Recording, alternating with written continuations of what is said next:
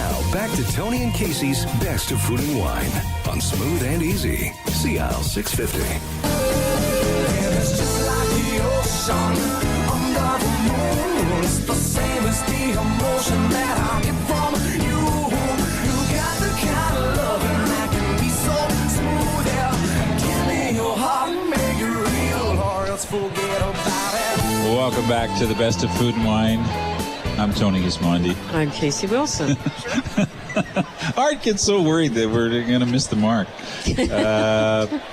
We're at the 38th Vancouver International Wine Festival. Think about it. 38 years ago, this wine festival started. I went to that first tasting and tasted wine out of plastic cups. Me too. And we had water, we had acid, we had tannin. We had to taste all those out of plastic cups so that we could learn how to taste wine. And then at the very end, Robert Mondavi gave us a plastic cup of the finished wine. And we thought we died and gone to heaven. That's right. But it was, you know what? It was a great study in discipline it was kind of a message from Mondavi, and I think it was a good message. Like, you know what? Learn how to taste wine so that you can appreciate wine. Mm-hmm. And that's how the festival started. There's 3,000 people in the room tonight. There'll be 3,500 tomorrow, and the next night, over 10 to 12,000 people through this hall in the next couple of days, and 56 special events. So I'd say we learned a bit about wine. And it was how many people that first night? 125? Yeah, it was 125. We paid about $35 to go to drink water, tannin, acid. It was something else. That's right. Our next guests are Tim Turyk. He's the president. Daniel Cosman is the winemaker from Unsworth Vineyards from the Cowichan Valley on Vancouver Island. Gentlemen, welcome to the show. Good evening. Unsworth Vineyard, I don't know who's in charge of the PR, but you guys have the best winery in Western Canada. Well, thank I you hear very about much. it all day long from everybody. But actually, no, there's a big buzz about your wines and what's going on the island. So I want to say congratulations on that. And I know why. Because the wines are damn good and they're really interesting. They express the place, I think. And that's maybe part of the game. Am I close? Or? Yeah, I believe so. The wines are not competing exactly with the Okanagan. No. They have their own character. And what makes the region so different from the Okanagan Valley? I think our moderate climate and Yeah. Daniel, you can speak to that a little better than I can, I think. It's a remarkably different growing region. The climate is different, the soils are different, the ocean influence is significant. And in the beginning they said, no, it was too warm there, it was never going to work. Too cold? Too warm. In the beginning, they thought maybe it might be too warm, but too cool, I think. Yeah. Yeah. Casey, you know, sometimes Casey talks about food and wine and we get... All right. Yes. Let's go back. There are challenges Let's of go cool back. weather. Yeah. But we're working with it rather than trying to mask it and making a wine It wasn't warm enough. That's right.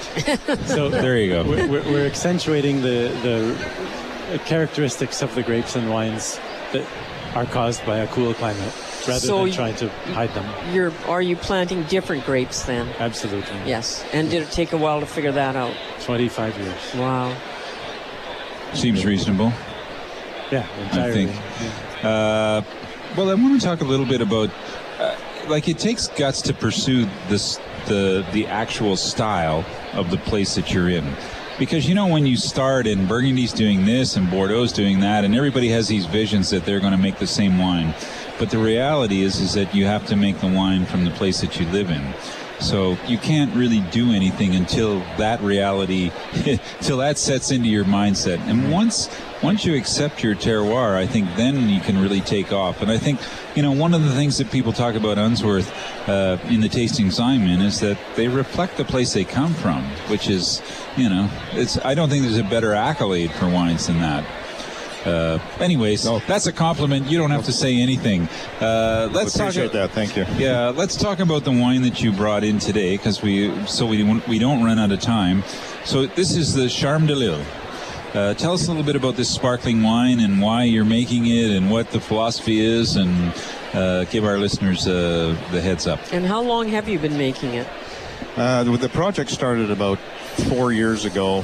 Daniel, from the very beginning, when we first got together at the beginning of Unsworth in 2010, I guess the end of 2010, expressed to me the interest in making sparkling wine in the island because of our climate, and felt we could do a good job of it, and was very interested in the Charmat method, the tank method, as well as the traditional method. But and it certainly piqued my interest. By the time we'd done the research to try and get it going, and then we had a little bit of equipment issues, and we've had packaging issues and all that. So really, it's only been on the market about 18 months, and doing really well. It seems to have found a niche.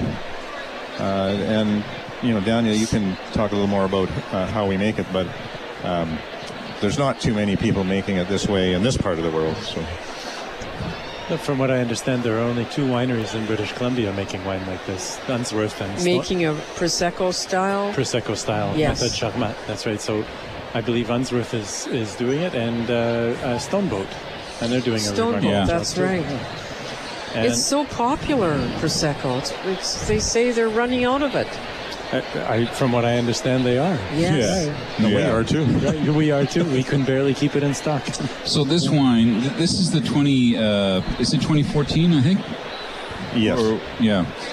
This is 2015. This is 2015, yeah. That's right. So you had a little change in the variety. So this is quite interesting what the wine's made from. Tell us a little bit about the makeup of the wine. Well, it's been a natural progression as our vineyard comes on full stream. Yeah. We've had the volumes we've had to work with.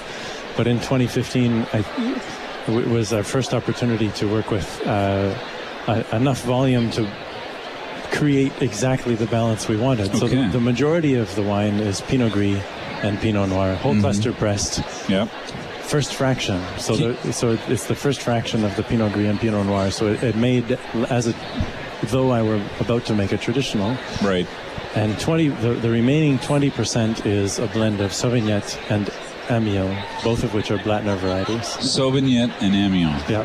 Yeah. So to our listeners, they are bizarre varieties. Yes. What do they bring to the blend, those 2 varieties? Oh, goodness. Amiel is a little bit more fragrant. Yeah. Not like a Muscat, but one might be fooled. Okay. There are no Muscat genetics. And Sauvignon is 95+% Cabernet Sauvignon in genetics. Wow. Which is pretty amazing. So in its raw form, and slightly less ripe, you'd hit it right on the money if you said this smells and tastes like a Sauvignon Blanc. But when it's extremely ripe, it's a little bit more fruity, a lot of pear.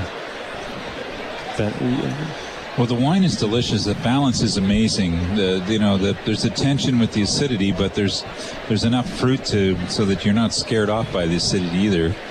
I don't know. I don't know if I would mention Prosecco. I think the wine is more interesting than a Prosecco. A little bit more complex. And what is the cost of this wine? It's free. All wines are free, Casey. Yes, we wish they were. Yeah. The cost is about $100, but we sell it for $23. Oh, exactly. That's the best answer I've ever heard. That's fantastic. Yeah. Because it's expensive to make a sparkling wine. It is. It's more expensive. The packaging is expensive. It has to stand up to. This has pretty much the same pressure as a traditional, about 6 bar. Yep. So the bottle, everything costs a few we bucks. can't cheap out on that. And does it take longer in the vineyard? No, the growing, of course we don't want too high of alcohol percentage, so we're careful, but that's not usually an issue on the island as a rule. Yeah. So it's actually perfect for growing this style of sparkling wine. What a little bit about Unsworth now. What's the current production at Unsworth, and what are the main wines that are coming out of the winery that people will see on shelves in across British Columbia? Okay, well, in the production-wise, partly because we designed to increase a little bit, but also the vineyards are getting a little more mature, and perfect spring we had, lots of a very good yield out of all the vineyards, including our own. So we're pretty close to 8,000 cases from the 2015 vintage. We're concentrating Pinot Noir, Pinot Gris, and of course the Pinot Noir is red wine and the sparkling wine. Sure. and rosé. Yep. And the Pinot Gris, which is what we've had since day one. Mm-hmm. And then that makes up about probably 60%. And then the balance are these Blattner hybrids that are pretty much only found where we are on the island and a little bit in Fraser Valley. So our white blend Allegro, we've stepped that up in production quite a bit. So a lot of these wines were sold out very quickly last year. So I think we've hopefully balanced that out. Yeah, like is there sort of a supply of Unsworth that's going to get off the island? Is that part of the plan too, or? I mean, I know you're happy to sell everything right away if you can, I guess, but yeah. No, yes, we're looking. Well, we're already in Vancouver and have been since the beginning, but we plan to grow this area more, and we're also looking far afield, as are others, but more. Not that we have the production today or the need, but just trying to stay with the curve. And an experience for people to come and visit the winery? Is that possible on the island? It certainly is. We experienced a great deal of increase in traffic this past year, but we have a really well-received restaurant that we were lucky enough to win a Vancouver Magazine award last year. Oh, and, wow, that helps. Yeah, that helps. Yeah. And great food paired with our wines. So we have quite an experience there, and if one of us are there, which we usually are, people will get personalized tours. And I know there's been some work happening with appellations in British Columbia. I know you guys were in some of the early meetings. I don't know whether you're still in the meetings, but is there hope for maybe for an appellation for Cowichan or Vancouver Island, or I don't know how you see that, but yeah, I've been to the meetings, and there have been a few difficulties trying to get everybody on board. But I believe there's a meeting coming up next week that hopefully can we just get them on board and get on with it, get her done. Right. So I say send them each a bottle of your wine, of your sparkling. I say I'll come into that meeting for 10 minutes and let's just get it done so we can get on with more important stuff. But it would be nice to have a little appellation we could count on from the island. No, I agree. It should be great. Well, gentlemen, great to taste this wine. Delicious, like actually super wine. Yeah, very first good. Class. Thank you very much. Thank you. This wine, I'd love to take this wine to London and just serve it blind to a bunch of people and leave the room and just leave them wondering what it is. It's really a sensational bottle. Great. Thanks for sharing that, and people can come by and see at the Winefest. If you're coming down tomorrow night, Friday or Saturday, you can visit the booth and have a chat with them and talk about Vancouver Island wines. Well worth doing. Thank you very much for having us. Yeah, great to have you. And that's Unsworth. Unsworth Vineyards, and we've been tasting the Charme de Lille, which sells for somewhere between $23 and probably $28 in the Lower Mainland. You find it in private wine shops or better restaurants, I'm sure, or buy direct at the winery if you're in on Vancouver Island. Exactly. Thank you. Thanks so much. We are going to take a quick break. We are at the 22nd, no, I'm just seeing if you're paying attention, 38th Vancouver International Wine Festival. Italy is the theme. There's 155 wineries in the room and a lot of wine to taste. I think, Casey, you should start in the A's and just go to the Z's. I think so.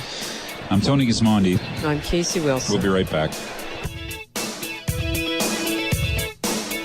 This is Tony and Casey's Best of Food and Wine on CL 650.